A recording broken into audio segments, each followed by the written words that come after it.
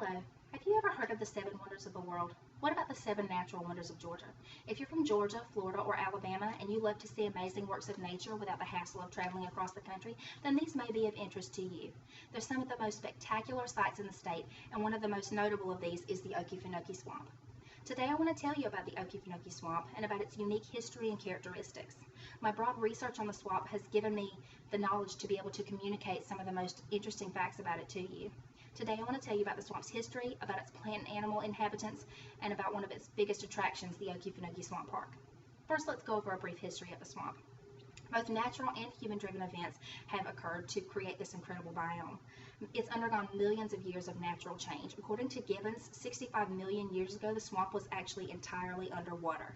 Wave movements produced by a nearby sandbar actually created a dip in the ocean floor, and as years have gone by, the salt water left, and the dip is now filled with fresh water and floating peat, which is how we all know the swamp today. Humans also have a deeply rooted history in the swamp, with Native American settlement going back thousands of years, but white settlement didn't actually occur until 1805, and according to travel, it really increased in 1820 due to Georgia's land lottery. Railroad construction also shaped the swamp's ecosystem beginning in the mid-19th century. It brought industrialization with stores, sawmills, circuses, and people looking for work. The swamp also saw years of cypress harvesting, first by Captain Henry Jackson and later by the Hebbard Cypress Company. In 1937, Georgia's federal government actually purchased the land from the Hebbard Cypress Company, and President FDR issued an executive order for the land to be named a wildlife refuge. So now that we've heard a little bit about the swamp's history and how it became a wildlife refuge, let's learn about some of the plants and animals that are protected under this refuge.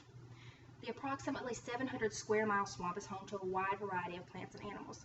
Gibbons states that the swamp is home to over 400 different vertebrate species, which includes over 200 species of birds and over 60 species of reptiles.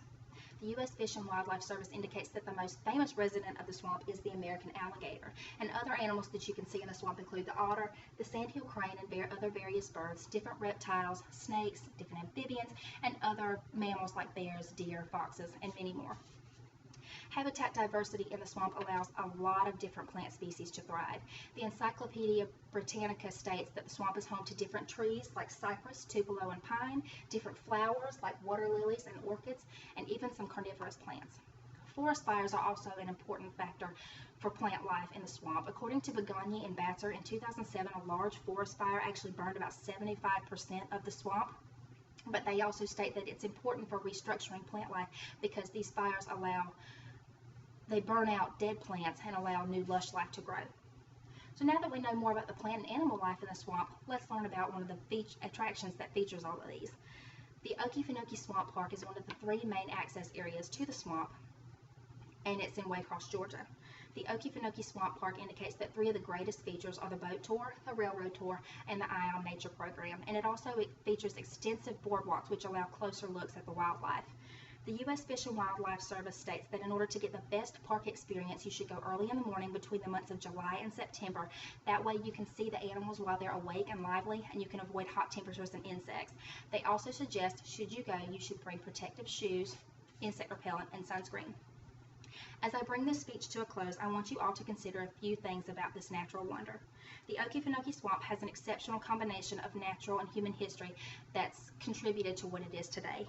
Natural and human events have shaped the swamp in a very distinctive way. Its development has allowed it to become home to a uniquely diverse group of plants and animals, and the Okefenokee Swamp Park still brings visitors from all over the country.